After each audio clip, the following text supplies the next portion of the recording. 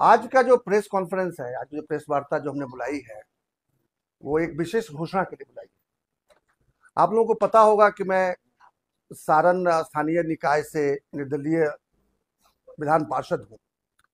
आप लोगों को ये भी पता होगा कि 2023 में, मतलब पिछले वर्ष, जब केदारनाथ पांडे जी के निधन के बाद शिक्षक प्रतिनिधि का भी पद जब खाली हुआ था, उसके उपचुनाव हुए मार्च महीने के अंत में पिछले वर्ष। तो हम लोगों ने एक और निर्दलीय प्रत्याशी अफाक अहमद साहब को समर्थन देकर, या कहिए कि उनको खड़ा करा के, हम लोगों ने एक अच्छा विकल्प देने का प्रयास किया, जो शिक्षक नेताओं ने उन्हें पसंद किया, उन्हें भी विजयी बनाया। तो ये जो दो चुनाव हुए, दोनों चुनावों से एक चीज समझ में आ गया कि वो चाहे सारण चंपारण मिलाकर जो चुनाव हुआ शिक्षक वाला वो कहे, या केवल सारण जिले का मेरा चुनाव कहे वो कहे, या किसी विधानसभा अगर या संसद क्षेत्र की बात करेंगे, या पूरे बिहार की बात करें, तो बिहार जो बदनाम है कि नहीं यहाँ जाति से लोग बाहर वोट नहीं करते वगैरह वगैरह, वो सारे मिथक साबित हुए। हमने ये पाया कि जिस जाति के का वोट सबसे कम था उसका विधान पार्षद बना, जिस मजहब का सबसे कम वोट था उसका विधान पार्षद बना। अर्थात जाति पार्टी मजहब से उठकर सारण चंपारण के लोगों ने वोट देकर साबित कर दिया, 5 जिले के लोगों ने वोट देकर साबित कर दिया कि बिहार के लोग जाति से नहीं बंधे हुए, बल्कि नेताओं ने उन्हें जाति में से बंधने के लिए मजबूर कर दिया है। अर्थात होता क्या है कि जातिवादी दल या मजहबी दल जो है वो क्या कर रहे हैं कि अपना एक प्रतिनिधि, अपना एक प्रत्याशी थोप दे रहे हैं। कोई लोकतांत्रिक तरीके से नहीं होती। ये नहीं पता किया जाता कि वहां की जनता क्या चाहती है। वहां बैठे बैठे हुक्मरान तय कर देते हैं कि इनको हम भेज देंगे, किसी को 1 बार, किसी को 2 बार, किसी को 3 बार, किसी को बार बार, अब भेजते रहेंगे चाहे वो काम करे या ना करे। और फिर जनता के पास में 2 ही विकल्प होते हैं। एक फॉर्मेशन एक तरफ है, 5-7 दल मिलकर एक फॉर्मेशन बना लिए, 5-7 दल मिलकर दूसरा फॉर्मेशन बना लिए, और बना के जनता के पास में एक ही विकल्प बता कि दोनों में से किसी एक को चुनो। और जब दोनों में से कोई पसंद नहीं होता तो उनके पास ऑप्शन बढ़ता है नोटा, या घर में बैठ जाना। लेकिन ये 2 चुनावों ने मुझे दिखाया कि अगर विकल्प उनके मन का हो तो भारी संख्या में वो हिस्सा भी लेते हैं और अपने मन के प्रतिनिधि को चुनकर भेजते हैं, और बड़े बड़े दलों को धूल चटाने का काम भी करते हैं। 2 बार करके उन लोगों ने दिखाया। अभी ये जो लोकसभा का जो चुनाव चल रहा था, तो मैं तो चूंकि ये ऑलरेडी प्रतिनिधि हूं, मेरा अभी 4 वर्ष का कार्यकाल बचा हुआ है। इसी 7 अप्रैल को मेरा 2 वर्ष पूरा हुआ। आज अभी 11 अप्रैल है, मतलब 4 दिन ही गया, अभी 4 साल बचा हुआ है। तो मेरा विचार नहीं था कि मैं चुनाव में उतरूं। मैं यही ईश्वर से प्रार्थना कर रहा था कि जो दोनों फॉर्मेशन है वो अपना प्रत्याशी बदलें, और जो वहां के लोगों को पसंद हो, जो महाराजगंज की जनता जिस जैसे प्रतिनिधि को चाहती है वैसा प्रत्याशी देने का काम करें, ताकि वो चयन कर सके कौन सा प्रत्याशी उनके लिए अच्छा रहेगा। लेकिन एक दल ने तो घोषणा कर दी है, एक फॉर्मेशन ने, जो भारतीय जनता पार्टी के पास जो सीट गया है, उन्होंने तो पुराने ही प्रतिनिधि को फिर से रिपीट करने का काम किया है, जबकि वहां उनको लेकर काफी वहां के लोगों में विक्षोभ है। और दूसरे दल ने, वो दूसरे फॉर्मेशन में ये एक पार्टी को गया है जो अभी तक मंथन ही कर रही है कि किसको खड़ा किया जाए। और जिस तरह के जो सूचना आ रही है, वहां के लोग बड़े उद्वेलित हो गए हैं। उनका ये मानना है कि नहीं, ये दूसरा फॉर्मेशन भी जिस तरह का कैंडिडेट, जिस तरह का प्रत्याशी की चर्चा कर रहा है, वैसा देता है तो हम लोगों के पास में विकल्प नहीं बचेगा नोटा दबाने के सिवा अथवा घर में बैठने के सिवा। लेकिन उन लोगों को पता नहीं क्यों हमारे ऊपर उनका विश्वास है, उनका बहुत दबाव आया कि आप क्यों नहीं चुनाव लड़ते हैं। मैंने लाख समझाने की कोशिश की कि भाई मेरा 4 साल कार्यकाल बचा हुआ है, मैं ऑलरेडी एक तरफ जो है सो काफी प्रतिबद्ध हूँ। हम मुझे मौका अगर मिलेगा तो जो लड़ाना चाहेंगे तो मैं लड़ भी जाऊंगा, तो दोनों सीट तो नहीं रख पाऊंगा, कोई एक ही रख पाऊंगा।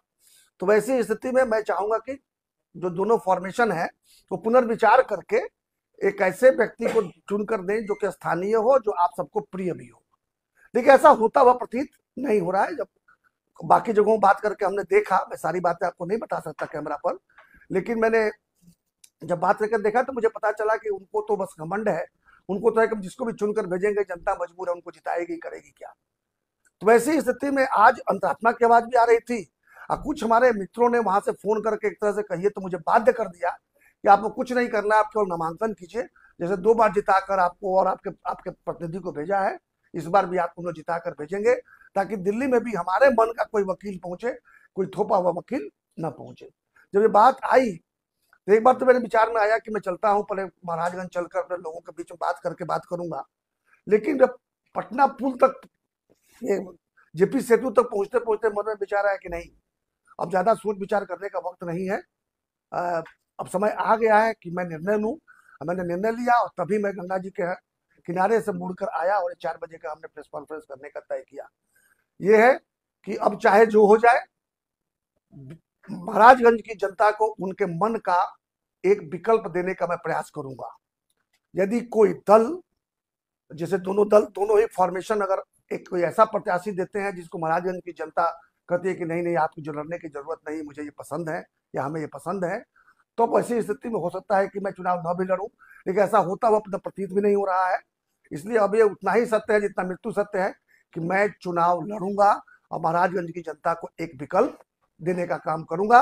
और मुझे विश्वास है, जिस तरह से 2 बार महाराजगंज, सारण और सारण चंपारण की जनता ने तय किया और अपने मन के प्रत्याशी को जिताया, जाति, मजहब और पार्टी से ऊपर जाकर निर्दलीय को जिताने का काम किया, मुझे पूरा विश्वास है कि यह चुनाव भी मैं भारी बहुमत से जीतूंगा। यही सूचना देने के लिए आज मैंने आप लोगों को कष्ट दिया है। आप भी निर्दलीय से खड़ा होंगे या किसी पार्टी से? मैं तो निर्दलीय से ही खड़ा हो सकता हूं, क्योंकि जैसे ही मैं किसी पार्टी में जाऊंगा मेरी सत्ता समाप्त हो जाएगी, इसलिए मैं वो नहीं करने वाला हूं। और मुझे लगता है कि मुझे किसी दल की आवश्यकता नहीं है। यदि मैं चुनाव लड़ूं तो मुझे किसी दल की आवश्यकता नहीं है। ऐसा वहां के लोगों ने मुझे कॉन्फिडेंस दिया, मुझे विश्वास दिलाया है कि उनका मैं चाहता हूं, इसलिए बार बार मुझे वो जिताते हैं। जन सुराज समर्थित तो रहेंगे ना आप? प्रशांत किशोर जी आपके चुनाव प्रचार में आएंगे? देखिए, ऐसा है ना कि प्रशांत किशोर जी किसी के चुनाव में नहीं जाते हैं। आफाक अहमद का जो चुनाव हुआ था उसमें प्रशांत किशोर जी नहीं गए थे, मैं ही उस टीम को लीड कर रहा था। मैंने बल्कि जिद की थी कि हम लोग को इसमें एक निर्दलीय प्रत्याशी को समर्थन देना चाहिए, क्योंकि आफाक अहमद साहब हमारे जन स्वराज परिवार से थे और उनको निर्दलीय लड़ने का मौका दिया गया, तो परिवार के लोगों ने परिवार का साथ दिया। अभी कोई जन स्वराज का कोई दल बना नहीं है।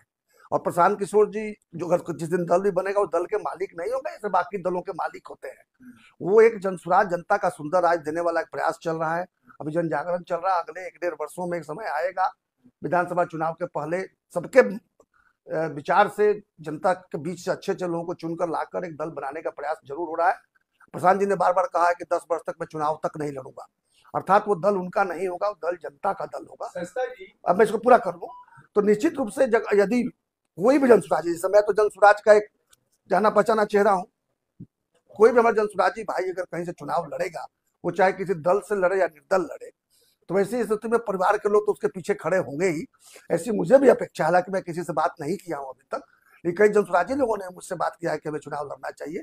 तो मेरा ये मानना है कि जनसुराज परिवार के जो हमारे मित्र हैं वो निश्चित रूप से उनका सहयोग मुझे प्राप्त होगा। लेकिन ऐसा आधिकारिक तौर पर न कोई हमसे कहने वाला, न मैं ऐसी घोषणा कर रहा हूँ। देखिए, प्रशांत किशोर जी से अभी मेरी बात नहीं हुई है, लेकिन मेरा ये मानना है कि प्रशांत किशोर जी किसी को चुनाव लड़ने से रोक भी नहीं रहे हैं, इसलिए मुझे भी रोकेंगे नहीं। कांग्रेस से बातचीत का प्रयास किया आपने? कांग्रेस से भी मैं बातचीत का प्रयास किया। दूसरा फॉर्मेशन है, उधर से भी मैंने बात किया था। दोनों जगह अपनी बात रखी थी कि ऐसा प्रत्याशी दीजिए जिससे हम लोगों को आंदोलन न करना पड़े, ऐसा प्रत्याशी दीजिए जो महाराजगंज की जनता के चुनने में कोई दिक्कत ना हो। ऐसा नहीं कहा था कि मुझे टिकट चाहिए, क्योंकि मैं तो टिकट ले ही नहीं सकता, कि सबसे पहले मुझे 4 साल की संस्था को छोड़ना पड़ेगा, तो मेरे लिए बहुत बड़ी कीमत चुकाने की बात है। तो मुझे तो लड़ना होगा, मैं निर्दलीय लड़ूंगा। लेकिन मैंने जरूर आग्रह किया था कि इस बार कोई ऐसा प्रत्याशी दीजिए जो महाराजगंज की जनता पसंद करे और महाराजगंज के लोगों के बीच में से चुन के दीजिए, बाहरी को लेकर थोपिए मत। लेकिन ऐसा होता हुआ दिख नहीं रहा है। एक दल ने तो घोषणा कर ही दी है, उसी पुराने कढ़ी में फिर से उबाल डाला है, और दूसरा जो है आप सुन ही रहे होंगे। मेरा एक सवाल है, अच्छा बोलिए। सस्ता जी, प्रशांत किशोर हमेशा खुले मन से अपनी जनसुराज की पदयात्रा में भी कहते रहे कि यदि लोकल प्रत्याशी जिसे कि वहां के लोग करें कि वो लड़े, तो क्या आप उसी चीज को लेकर आगे बढ़ रहे हैं? क्योंकि प्रशांत किशोर ने यहाँ भी कहा कि यदि प्रत्याशी उस इलाके का होगा, वहां की जनता चाहेगी, तो जन धन बल यहाँ तक कि चुनाव जिता कर भी दिखाएंगे। प्रशांत किशोर किसी का हराने के लिए। देखिए, यही सोच है जितने भी लोग जन स्वराज से जुड़े हैं, चूंकि वो प्रणेता है उसके, चूंकि वो सूत्रधार हैं, तो वही सोच वाले लोग उनके साथ जुड़े हैं। बिल्कुल हमारा भी यही मानना है, प्रशांत जी ने भी कहा है, और जितने जन स्वराज है उनका यही मानना है कि जनता का प्रतिनिधि उनके बीच से ही होना चाहिए, कोई थोपा हुआ नहीं होना चाहिए, और जिसको जनता चाहती हो वैसे लोगों को ही अवसर मिलना चाहिए। लेकिन कर भी दिखाएंगे प्रशांत किशोर किसी का हराने के लिए। देखिए, यही सोच है जितने भी लोग जन स्वराज से जुड़े हैं, क्योंकि वो प्रणेता है उसके, चूंकि वो सूत्रधार हैं, तो वही सोच वाले लोग उनके साथ जुड़े हैं। बिल्कुल हमारा भी यही मानना है, प्रशांत जी ने भी कहा है और जितने जनसुराज है उनका यही मानना है कि जनता का प्रतिनिधि उनके बीच से ही होना चाहिए, कोई थोपा हुआ नहीं होना चाहिए, और जिसको जनता चाहती हो वैसे लोगों को ही अवसर मिलना चाहिए। लेकिन क्या ऐसा हो रहा है? आपने देखा दोनों फॉर्मेशन में, किसी एक फॉर्मेशन में दोष नहीं दूंगा, दोनों फॉर्मेशन में बैठ कर तय कर दिया जाता है। कई जगह तो टिकट बेचने का भी आरोप लग रहा है। हम लोग खुद स्वयं जानते हैं, क्योंकि मेरे पास उसका कुछ सबूत नहीं इसलिए मैं कैमरा पर नहीं कर सकता, लेकिन हमें पता है और सब स्वीकार करते हैं कि कई जगहों के टिकट बेचे गए हैं। वैसी स्थिति में जनता के साथ ठगी नहीं तो क्या हो रहा है? और जो ऐसे ठगी करने वाले लोगों के विरुद्ध खड़ा होना मेरी समझ से मेरा जनतांत्रिक अधिकार भी है और दायित्व भी है, वही मैं कर रहा हूँ। आपको नहीं लगता है कि जो 4 साल आपके बचे हुए तो अपने बड़े बेटे या छोटे बेटे की राजनीति में एंट्री कराकर उनको सदन में सेवा करने का या क्षेत्र की सेवा करने का मौका दिया? मैं पहले एक बात बता दूं कि हम वैसा कुछ नहीं करने वाले हैं कि बिना जिसका कोई अधिकार न बनता हो या जिसकी जिम्मेवारी न बनती हो उसको ले आकर मैं थोप दूं जनता के ऊपर में। जो शिकायत मैं दूसरों पर कर रहा हूं वो शिकायत मैं अपने से भी करूंगा।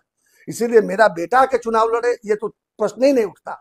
जरूर कई जगह बातें उठी हैं, ये मानता हूं। अब मेरा बेटा अगर आएगा तो मुझे खराब नहीं लगेगा, लेकिन फिर वो अपने अधिकार से आएगा, तब अपने योग्यता के दम पर आएगा, अपनी इच्छा से आएगा, तब होगा। लेकिन मैं नॉमिनेट कर दूं कि मेरे स्थान पर मेरा बेटा लड़ेगा, ऐसा अर्धांगिनी के बारे में कह सकता हूँ।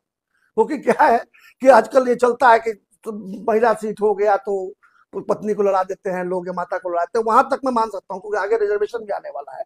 तो वैसा एक समय आएगा जब रिजर्वेशन के चलते मजबूर होकर हो सकता है कि धर्मपत्नी को लड़ा के और आधांग बन के किया जाए, लेकिन वो उसको मैं परिवारवाद नहीं मानता। लेकिन यदि हमारे बाद आनुवंशिक बना देंगे कि हमारा पुत्र आके चुनाव लड़े, तो ये हमारे पुत्र को तय करना होगा कि क्या वो अपने दम पर टिकट ले सकता है, वो मैं तय नहीं करूंगा और ऐसा करने वाला नहीं। सचिदानंद जी, आपने बात बोला कि आपने दोनों पार्टियों से बात की थी, कोई योग्य कैंडिडेट तुम्हारा, कोई योग्य कैंडिडेट का आपने नाम भी दिया था कि सिर्फ अपना नाम दिया था जिसकी वजह से आपको वहां नहीं दिया गया तो आपने कर दिया? देखिए एक बात बता दूं, जब मैं जाऊंगा तो मुझे जो सबसे अच्छा लगेगा उसी का नाम दूंगा। कोई नाम बता दो। क्यों बताऊं आपको? जब वो हुआ ही नहीं, घोषणा ही नहीं उसके नाम से पक्ष में, तो मैं क्यों बताने जाऊं? ये बनता नहीं है। लेकिन निश्चित रूप से मेरी नजर में जो एक योग्य व्यक्ति था उसका नाम मैंने जरूर वहां आगे बढ़ाया है। अब अगर वहां के उस पर विचार ही नहीं किया गया और पहले से तय किया जा चुका है कि नहीं किसको लड़ाना है, तो फिर तो उसका महत्व ही नहीं है। बेकार में हम काहे को अपना कपड़ा खोल ले जाए भाई। सरसा जी, बहुत बड़ा सवाल और है, क्या महाराजगंज सीट आपने इसलिए ही चुनी है? थोड़ा सा ये सवाल हटके है कि वहां आपकी बिरादरी का भी थोड़ा सा बहुत ज्यादा वर्चस्व। अब क्या करें भाई, मेरा जन्म महाराजेगंज में हुआ है तो कहाँ चले जाए? तो स्थानीय की बात कर रहे हैं हमारे। अच्छा, सारण जिला से जब मैं लड़ा चुनाव तो मेरे बिरादरी का 1% वोट भी नहीं था। जो चुनाव मैं लड़ता हूँ, जो स्थानीय निकाय का चुनाव लड़ता हूँ, अब डेटा निकाल के देख लीजिएगा, 55 वोट पे 55 वोट नहीं हुआ मेरी बिरादरी का। फिर भी वो चुनाव लड़ा और 2 बार 52%, 56% लेकर जीता। इसलिए मेरे ऊपर जातिवाद का आरोप तो लग ही नहीं सकता है। लेकिन अब भाई मेरा जन्म अगर वही हुआ तो जन्मभूमि कैसे बदलते हैं? माता पिता जन्मभूमि बदलना मेरे बस में है क्या? पत्नी जरूर मैंने चुना है, पत्नी मैंने चुना है।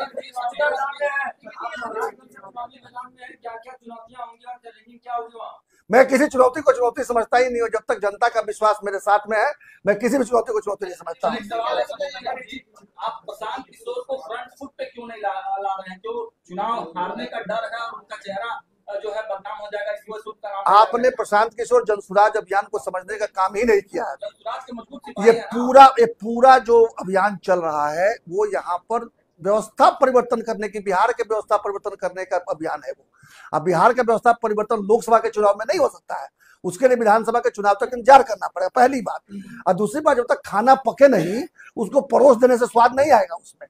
अभी जब आधा बिहार पद यात्रा पूरी नहीं हुई है तो हम लोकसभा चुनाव लड़ने जाए 2-4 सीट पर लड़ ही लेंगे तो उससे क्या बन जाएगा, क्या बिगड़ जाएगा? इसलिए वो आधे मन से तो कोई काम प्रशांत किशोर न करते हैं, न कोई जनसुराज जी करने वाला है। नॉमिनेशन कब करने जा रहे हैं सर, ये बताइए। जैसे जिस दिन से नॉमिनेशन शुरू होगा एक शुभ दिन देखकर नॉमिनेशन कर दूंगा। ये तो औपचारिकता बची हुई है। बस वही सुंदर राज, जनता का सुंदर राज। मुद्दा तो बदल नहीं सकता जी। जनसंपर्क तो शुरू है, जनसंपर्क अब यहाँ से निकलूंगा फिर